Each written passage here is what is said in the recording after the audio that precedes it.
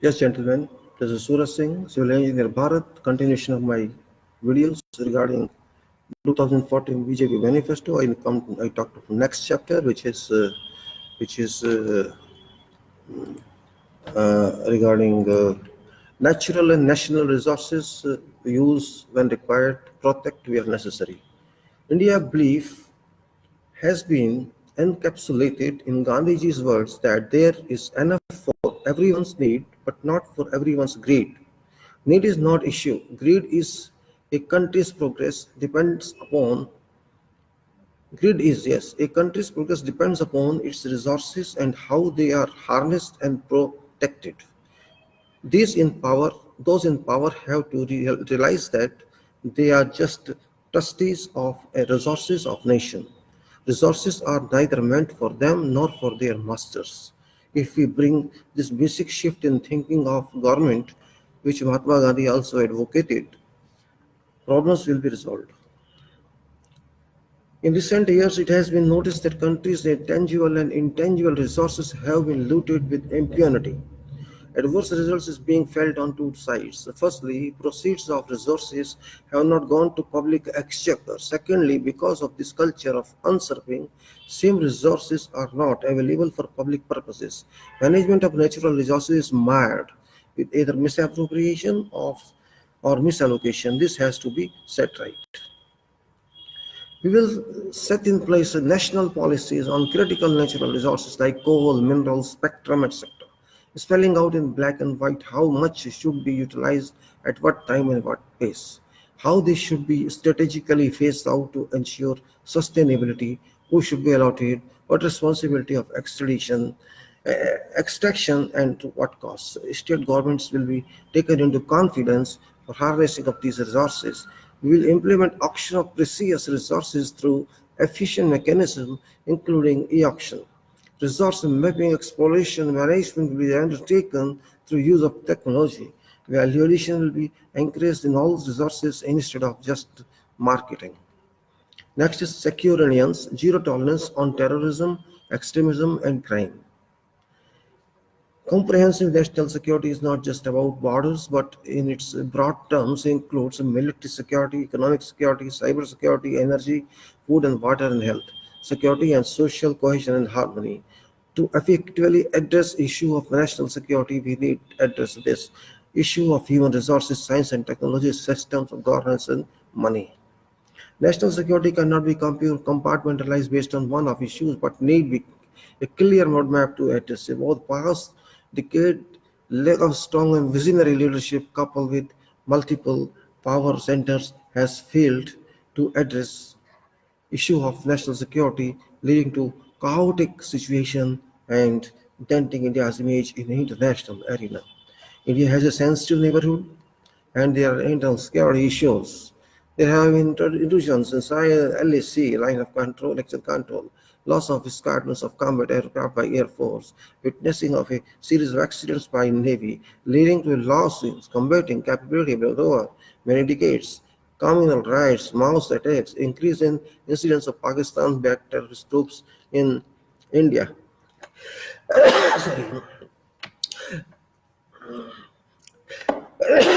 Excuse me. India, illegal immigration across eastern border and racist attack in national capital. All these are indications of surrendering of India's interests.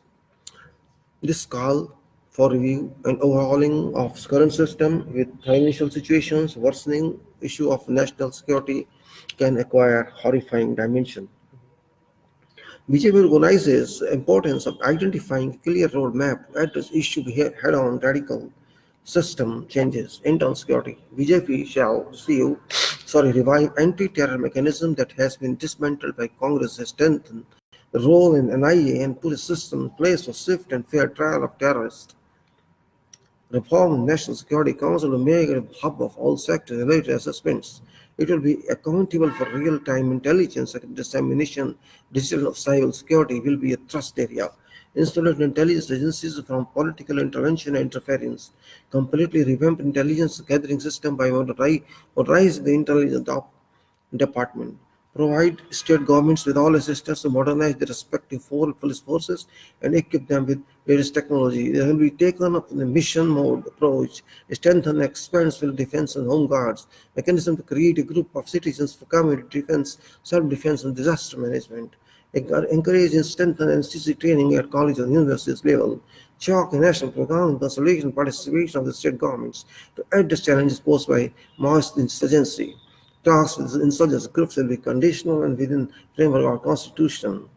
To take urgent steps for the safety of migrant workers and communities from northeast and other states, external security, boundary beauty and bounty. BJP will address all issues of reforms, regards to defense equipment, support services, organizational reforms, and other related matters. Address increasing shortage of commissioned, non-commissioned staff in defense forces on a priority basis in a time-bound manner. Implement and rank convention. Build a war memorial to recognize honor of gallantry of our soldiers. Take measures to make short service commissions more attractive. Set up national museum, maritime authority which will be equipped with best of infrastructure and will focus coastal serve security. Modernize armed forces and increase in army defense with the goal of developing indigenous defense technology and fast tracking of defense purchase. A deal with the cross-border terrorism with a firm hand. Review and improve border management. Unity measurement will be introduced to check illegal immigration. Set up 4 dedicated defense universities to make shortage of manpower. Appoint a veteran commission to address the grievances of veterans, including for reform ECHS and re-employment ex-servicemen. Ensure greater participation of armed forces in decision-making process of Ministry of Defense. Implement measures to improve efficiency of armed forces tribunals and minimize appeals by government. Ensure the servicemen can register and vote from their place of posting. Initiate process of digitization of defense and cantonment other places. Defense production. Now we will take defense production later on. We will just deliberate on this small one, and that is starting from national and resources, use when required, protect when necessary. And now they have rightly said that resources are very significant. Our wealth is our resource. Every country has got resources, so ours. These should be utilized in best possible way so that every citizen of our country draws benefits of that in a proper way, not just in a business way. Yes, they are blaming in this previous government by saying that previously this used to happen, this should not happen, now we will not do this.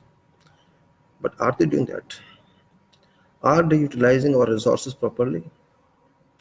I don't understand why this chapter was included. What was the purpose of this chapter? They said previous governments looted everything. I don't know how they looted.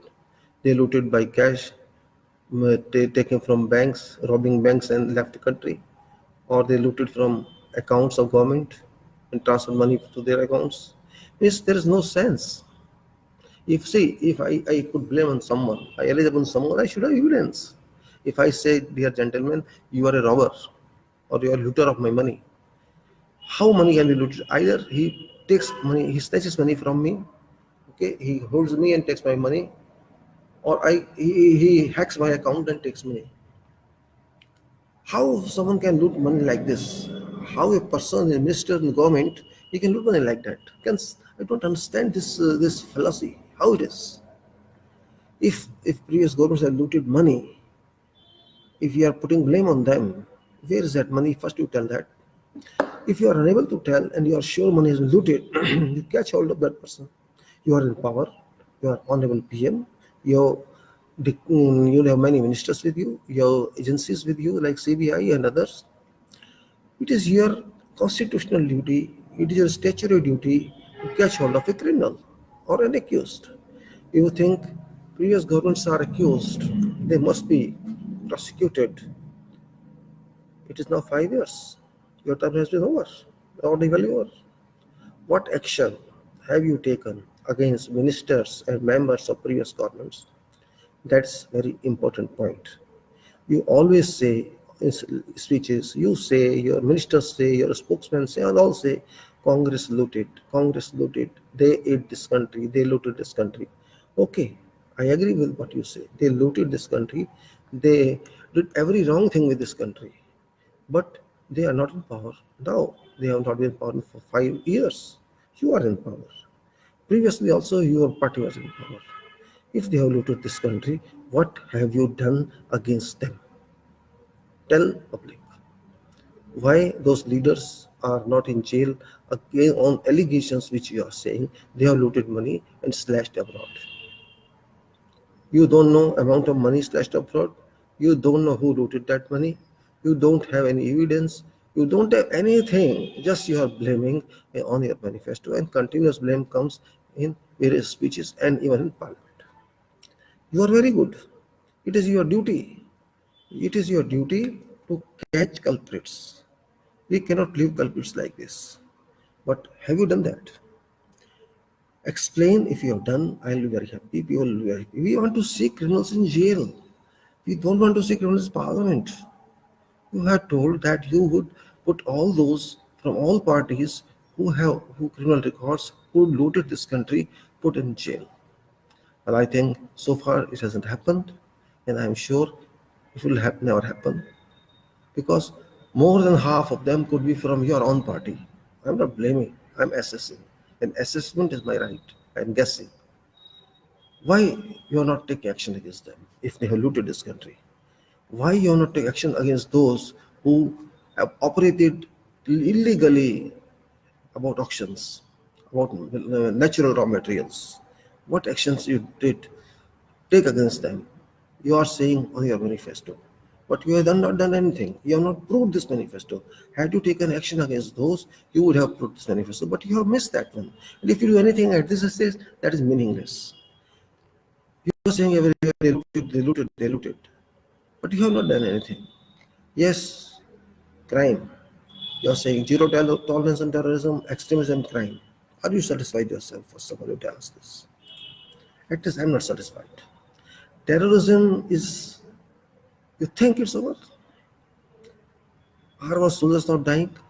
Well, I'm not a politician, I will not speak anything about that, but you have to satisfy us. Is crime over? There are no crimes. If you compare crimes of your government and previous governments, are you happy? Are you satisfied? If you are satisfied, I will be satisfied, no problem. Dear sir, Honorable PM, you have a lot of jobs. You have to give a report. You have to give report to public. Just writing on manifestos is not adequate. It's like a thesis you have written, like a report writing you have written. You have not implemented anything. Well, if you have implemented to some extent, what is a part of operation of our agencies or a system, that's not your manifesto. That's often, that is routine work they have done. If CBI is working or police is working, otherwise they are working, but crimes have increased, enhanced, all over. And you cannot just say that this is state list job. No, state list, concurrent list, or central list. For us, it's same. Someone has to be responsible. I have no right to criticize you for good thing, and I have no right to criticize you for your bad thing. Good thing is that you have been a PM for 5 years. You are a very good speaker, orator. You are a very good person to speak in such a way that people are emotionalized, sentimentalized, and they start clapping. What you are saying is right. They have started trusting your speeches as Bible, as Ramayana, as Bharat, as Gita. But that is not effective. That will not serve purpose. Purpose will serve when people are happy, when nation moves, when industry moves, when development moves, when all religions stay together. We are secular country. We have people here from all walks of life. They should live in harmony. There should be no fight on Ram Temple or on Babri Masjid or on lynching or this and that. Means this is all kula karkat. This is called rubbish management, rags management. You have not been able to stop this, and you installed a chief minister of the biggest state of this country who himself was exposed to crimes, who was alleged upon himself many cases, and he has withdrawn cases on his own. He is a thief as well as he is a police. Strange, very strange. Well, this is away from my discussion, but I would just say, Honorable PM Dr. Modi, before starting and going to the next video, that you are liable to public. You are responsible to public. You are accountable to public. All of your MPs and all of MPs of other parties, all total MPs of Lok Sabha are responsible, accountable, liable to public review, public exposure of your achievements or of your mistakes. We don't mind mistakes, doctor. We don't mind mistakes. I, as a person, as a professional, I regard mistakes because mistakes will teach us. But repetition of mistakes is not acceptable. We accept your good work. We also accept your bad work. But you have to tell us what you have done. If you tell us, it is very good. See, we are reviewing this manifesto not because we are interested in that. There was no need of reviewing this manifesto. Had TV channels, had journalists, and had your ministers announce themselves, publish certain document which would explain by speaking power what you achieved. Public has a right to know. After all, I relied upon you, voters relied upon you to move my country, move your country. So we have every right to know how much we have moved. We have to measure our achievements. We have measure how many meters we have moved from that point 5 years back, and how many kilometers we are now located, and how much we have to move further. That is what purpose is. You are not my enemy. You are not my relative. You are my constitutional relation, and that is Honorable PM, and all MPs are my constitutional relations, that they are members of parliaments who are agents of public, who have taken oath, who took oath under administration of constitution that they will serve me for certain purpose, and you have to serve us. You just tell us what you have done. What you don't explain in 2 hours. You just issue paper from BJP office or from government office that these are the achievements against this manifesto, so that I can understand 20%, 30%, 50%, 80%, 100%, 200%, or outstanding achievements you have delivered to us. That is what is required. Nothing else. Because we are educated people. If not very educated, at least good educated. You can say acceptable limits educated we are. Say if not very high, while we are educated by understanding, by natural study. So better, I want to know, out of these provisions which are coming more also, we have achieved. Again and again I'm telling you, people will vote, they shall vote to you. But I don't want people should vote to you, they should vote to your achievements. They should vote to achievements made by member of parliaments for public interest. You have made achievements for national interest, for international interest, and for our interest. I know that you have gone through a world and you have made all these visits. People go there, all used to go there. But what achievements are there? Employment achievement, unemployment achievement, scientific achievement, engineering achievements, educational achievements, development achievements, and extraordinary achievements. Professionalism. What professionalism you have got? In education, in jobs, in bureaucracy, in judiciary, executive, everywhere. At least there should be some improvement under your controls. If you would be able to explain to our innocent people, it will be nice. Otherwise, we will keep talking, talking and talking and asking questions from your honest, honorable office of institution of Prime Minister, as well as from office of institutional of Lok Sabha. Because you are there, they are there. Vote cannot be granted free of consideration. Your consideration here is work, what you have done. Now we have to be told, and I'll keep comparing your achievements with your manifesto, because this was a document based on which you assured our public to bring you into Honorable PM office, and you have been there. So you are liable to answer us, and you must answer. I am sure you will answer. And next video shall be foreign relations, nation first, and universal brotherhood. Because I will not take defense directly, because that is something secret, and you should not tell everything to us. And I don't see that as well. That can be secret. Foreign relations, nation first, universal brotherhood shall be next video, maybe tomorrow, and after that cultural heritage. So let us see what can we do in that. And now I'm closing this video because it has been over now. And thank you, gentlemen, for your kind attention to on time. And Jai Bharat. Thank you very much.